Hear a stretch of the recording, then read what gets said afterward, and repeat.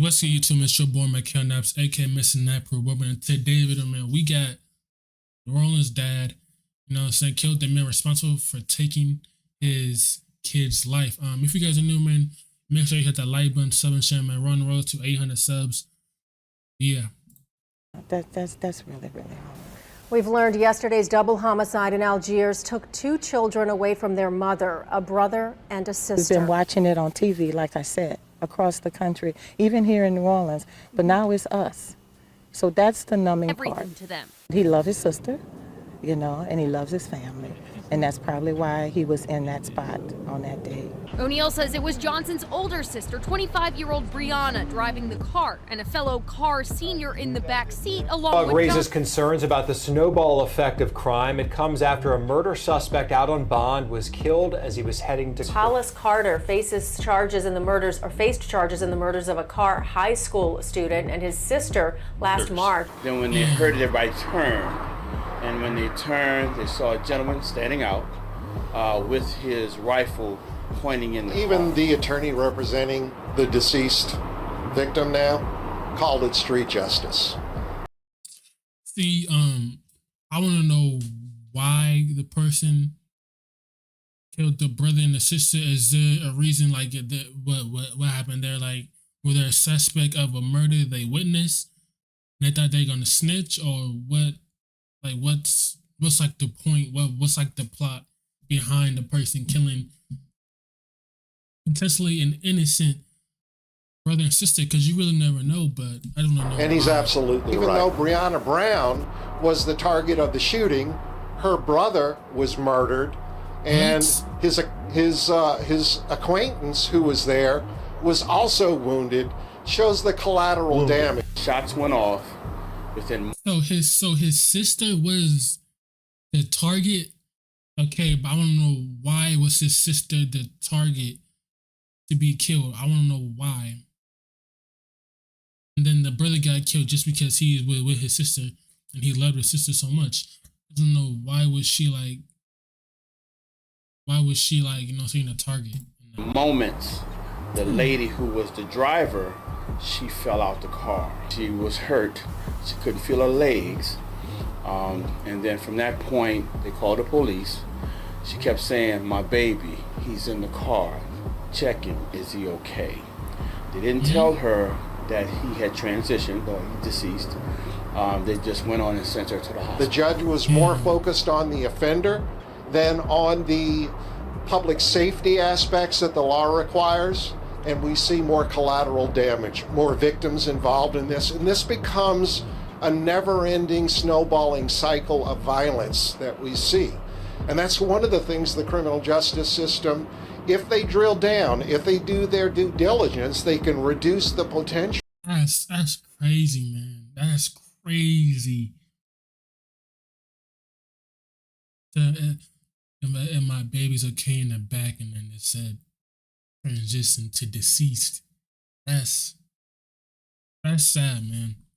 I just really want to know why the plot behind of that occurred. The father of an Edna Carr student who was murdered last year is arrested for killing the suspect behind his son's murder. 21-year-old Hollis Carter Jr. was killed in that shooting, shot multiple times there in broad daylight. His attorney confirms to WDSU that Carter was actually on his way to court Wednesday morning for pre-trial motions in the murder of Johnson's son. So, family, depending on how you was raised, is depending on. I mean, that's a good dad, though, man.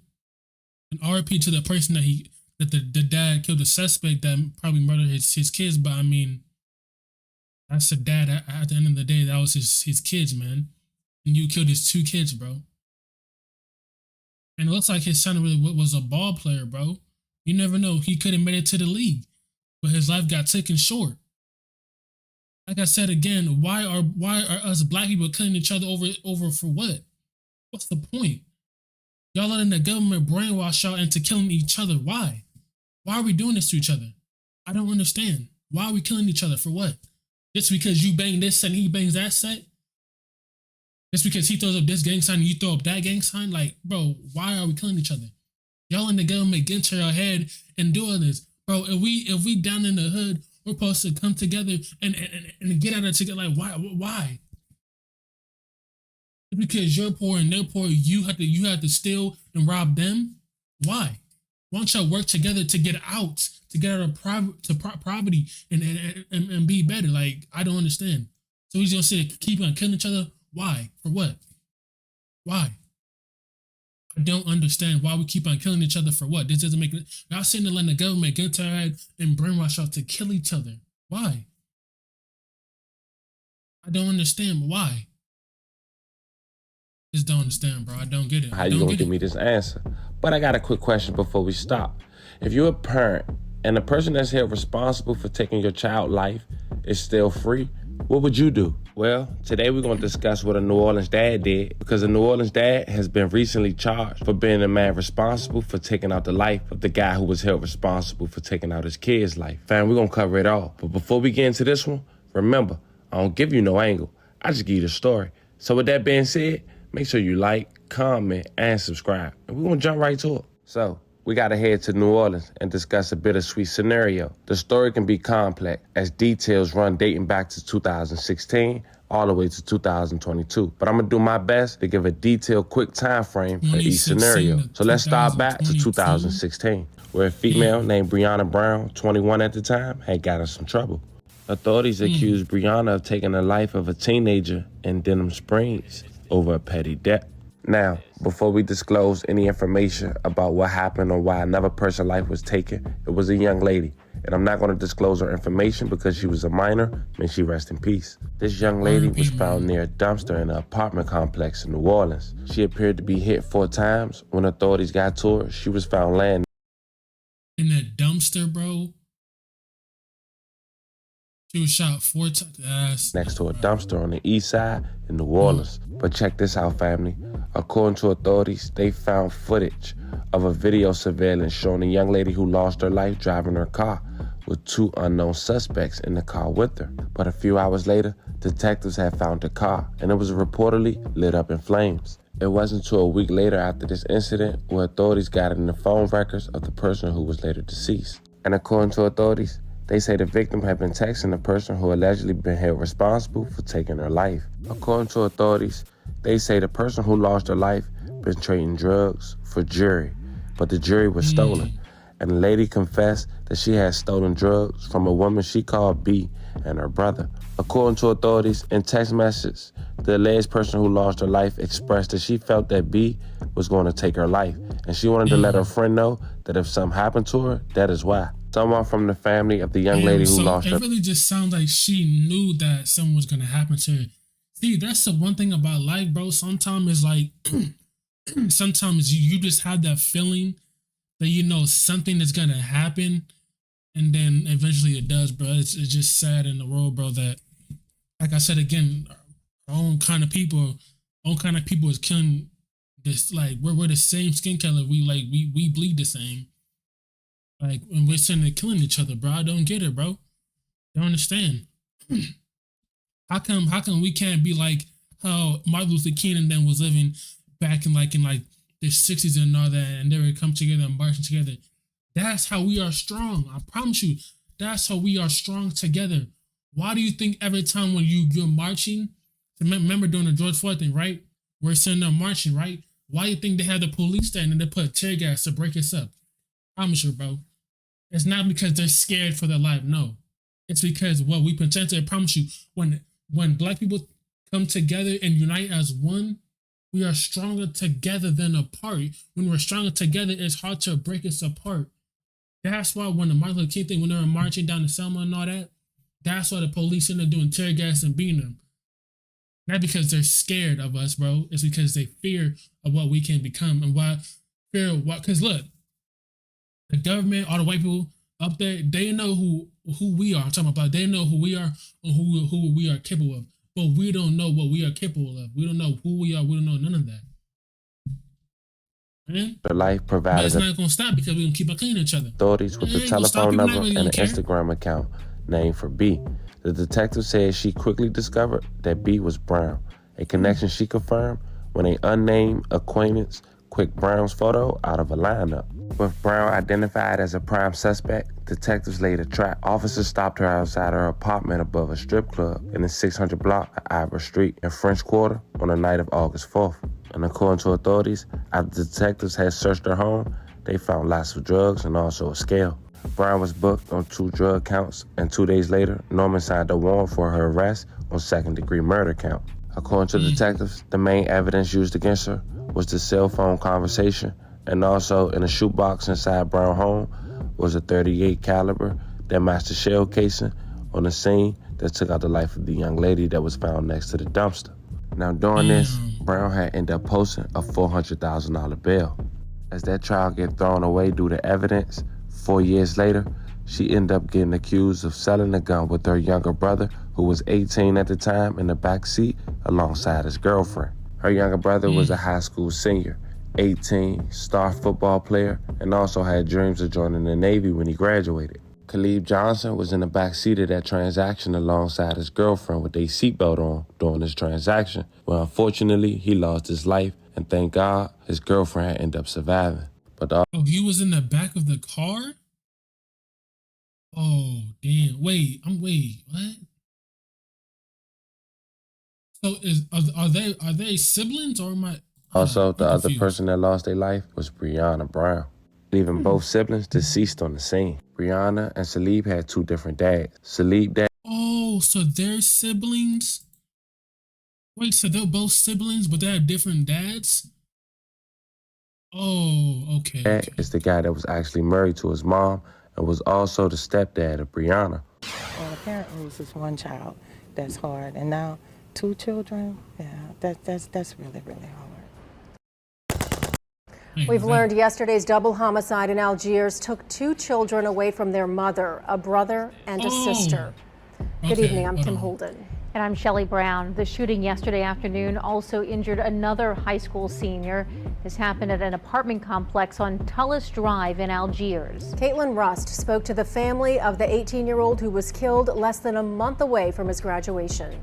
We've been watching it on TV, like I said, across the country, even here in New Orleans, but now it's us. So that's the numbing part. Danette O'Neill describes her nephew, 18-year-old Caleb Johnson, as energetic, excited to try new things, and an entrepreneur. He was in the process of designing a new t-shirt line, and that's what he and I were working on. And so he's always popping up ideas, and that's what he runs by me as his TD, you know? We are. I'm the favorite aunt. Let that be on the record. She says Johnson was not a streetwise kid. He was a stellar student, even in virtual classes, playing football, looking forward to graduating and joining the Navy. Come on, man. Yeah, now I understand. He was saying his sister was like the person, like the drug dealer, the drug dealer. That's what he said. She was the target, but he was there and he lost his life too. But at least his girlfriend at the time, you can still say that now, but his girlfriend at the time, luckily she saw a live show, you know what I'm saying? But that's damn, so he was in the back. So he was in the back of the car? Damn. That's crazy. O'Neill says he loved causing mischief with his little brothers. Family is everything to them. He loved his sister, you know, and he loves his family. And that's probably why he was in that spot on that day. O'Neill says it was Johnson's older sister, 25-year-old Brianna, driving the car, and a fellow car senior in the back seat along with Johnson. Neal says the family didn't really know Brianna as an adult. They were close when she was a kid. Police say the 3 were sitting in a vehicle around 1:40 Sunday afternoon, attempting to sell a gun to the suspect at Cypress Run Apartments when the suspect opened fire, killing Caleb and Brianna, injuring the other high school girl. He's expected to survive. If the window was down and his seatbelt was up, he certainly was not expecting that to happen. Definitely the wrong place, wrong time for him. That's so sad. In general, yes, but definitely for him. He's not that child. He's just not that child. We gather, we talk about it, and then we forget about it until the next incident, and that has to change. When that happens, it's just like the erosion that's happening to our city. So he was just with his sister and his girlfriend, and his sister was trying to allegedly sell a gun to the suspect, but the suspect opened fire, killing both him and his sister. And it looked like he was a potential football prospect. They said he had dreams on joining the Navy. God damn, that's sad, bro. And then they said it was a month away from him graduating high school, bro. And that's a big accomplishment if you really think about it, because really some of us black and brown people, we don't really graduate. Some of us drop out, some of us do this and this, and some of us don't really like school, but he was really the one. He was going to graduate in a month, bro. And he probably didn't know that he was going to die that night. He didn't know that. He thought, you know what I'm saying, he's going to sell something, they just drive off. See, he probably was shot. He probably like, that's that, bro. He lost his life, bro, and he was on the way to graduating and going on to the Navy, bro. And graduating high school, that's a big accomplishment, bro. That's a big accomplishment, bro. RP him, man. That's just sad. We just, innocent lives just getting taken, bro. Gunplay, and the government still won't do nothing about it. Still won't do nothing about it. At the end of the day, to the government, all this right here, when people getting killed every single day, people getting killed what even talk about, bro? All it is, bro, is money to them. It's money. That's when we had to do taxes. It's just money. All it is just money to the government. They don't really give a fuck about us. I mean, do y'all really think the government really give a fuck? But they don't care about us, bro. That's what they won't change nothing. That's why all the hoods, you want to talk about the hoods, if they really want to make a change or take the guns away, make it where, like, you know what I'm saying, this and that, where it just, how the UK does, where you don't see no guns, they're not going to do that. And the government don't really give a fuck about this. All they care about is just money. That's about these funerals, bonding out of jail, all this. It's just money, money, money. That's all it is. It's just money. All they care about is money. That's why money is evil. Money is a drug. Money is addictive. People will literally do extreme things for some money. From a biological or geographical standpoint, the community shrinks. We have to do something about the disenfranchisement, because that's how this happens. People are angry and they're hurt, and they've lived in this cycle, and they don't value life anymore.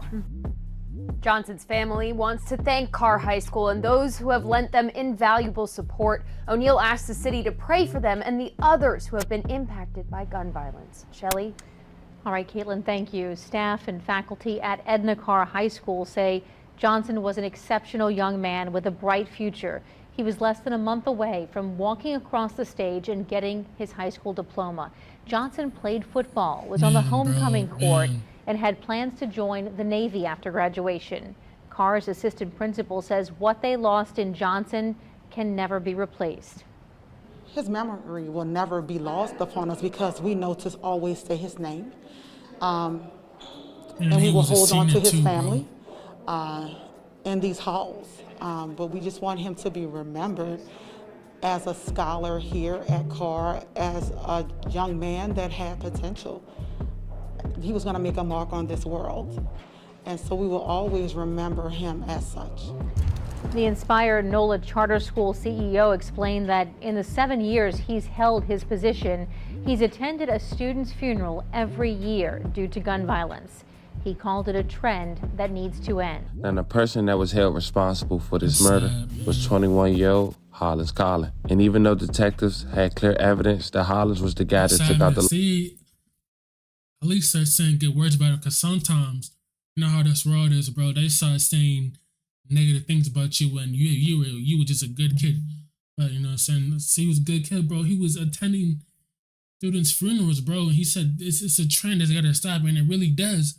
But it's never gonna stop unless we wake up and realize what, like, the life of the siblings. Never gonna stop, he still man. managed Really to post never, and get bail. With only a day before it marks a year anniversary of the siblings losing their life, Hollins had ended up having a court case where he was escorted as passenger seat alongside his mom. In late June of 2022, a man had approached Collins' mom's vehicle using a handgun automatic rifle. Approaching the passenger side where Collins was seated, he let off multiple rounds, striking Collins and his mom, leaving Collins dead on the scene.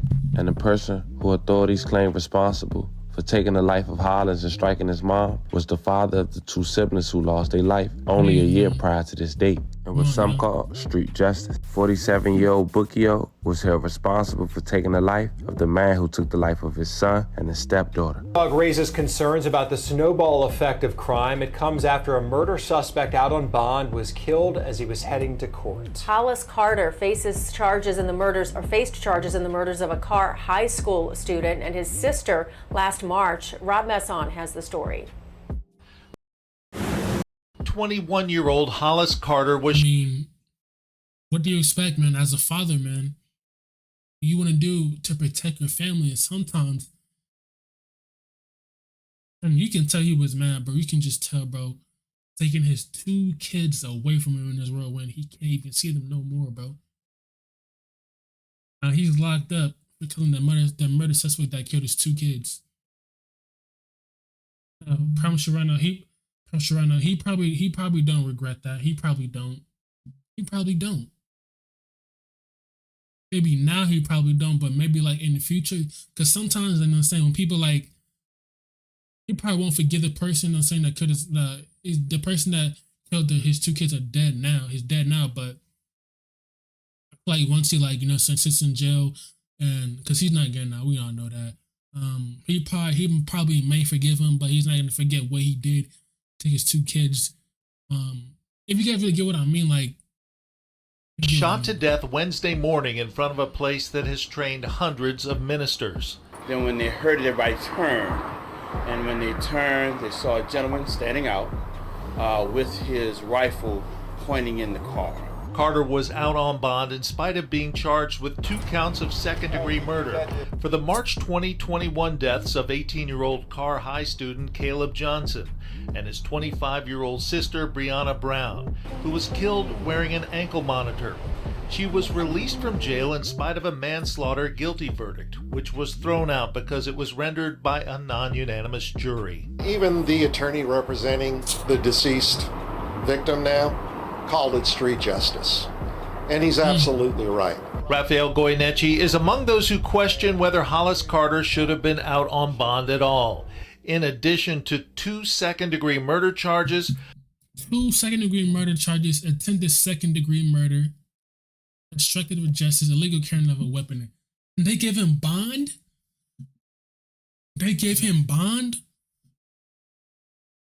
That's Carter crazy. was also charged with attempted second-degree murder, obstruction of justice, and illegal carrying of a weapon. And even though Brianna Brown was the target of the shooting, her brother was murdered, and his acquaintance who was there was also wounded. Shows the collateral damage. Court records show Carter's bond was set at $300,000, and he was shot to death while being driven to a court appearance by his mother, who was also wounded. Shots went off. Within moments, the lady who was the driver, she fell out the car. Witnesses were stunned by the brutality of Hollis's murder in front of the seminary in broad daylight here on Gentilly Boulevard. They were also stunned to see the wounding of his mother. She was hurt. She couldn't feel her legs. And then from that point, they called the police. She kept saying, "My baby, he's in the car. Check him. Is he okay?" That's what he was talking about. I didn't even know that. It said he was deceased, man. I mean, see, the one thing, like, as a parent, as a mother, bro, like, they're gonna always see that their kid does nothing wrong, because that's still their baby, you know what I'm saying? Yeah, just told her that he had transitioned, or he's deceased. They just went on and sent her to the hospital. Carter's mother was reported in critical condition after what some call a retribution shooting, which they say could have been avoided. This is a case where I believe the judge was more focused on the offender than on the public safety aspects that the law requires. And we see more collateral damage, more victims involved in this. And this becomes a never-ending snowballing cycle of violence that we see. And that's one of the things the criminal justice system, if they drill down, if they do their due diligence, they can reduce the potential of that occurring. And Rafael Goyeneche urges judges to take a look at the totality of the circumstances surrounding a crime before setting bonds, which he says are often too low and allow alleged criminals to go. Weeks after he was arrested, in June 2nd, 2022, Gentili father who lost son in shooting last year was indicted on murder charges. New Orleans Parish District Attorney Jason Williams said Bookie O.B. Johnson was indicted for second-degree murder with the firearms of Harlan Carter. Father of an Edna Carr student who was murdered last year is arrested for killing the suspect behind his son's murder.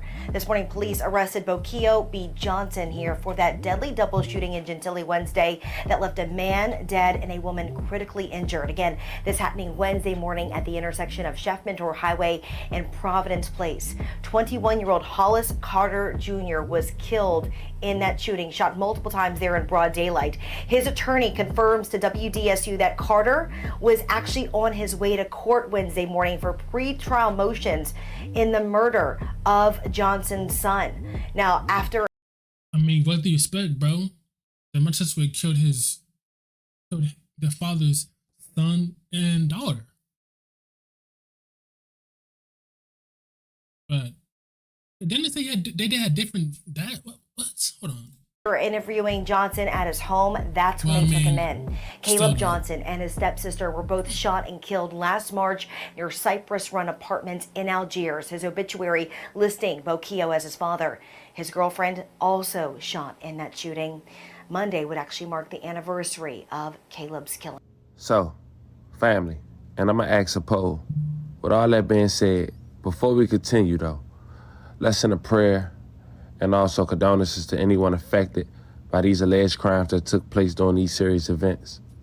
But I gotta ask, to go back to the beginning of the video, family, would you do life like this father if someone was held responsible for taking your kid's life and was still free?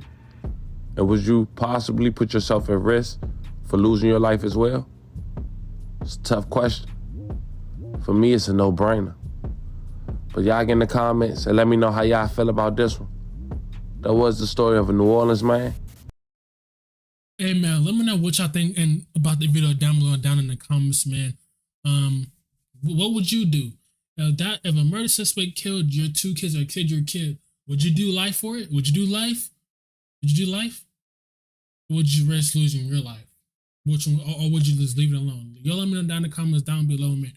Been new Mickal Naps to my Nappy squad, man. I'm out.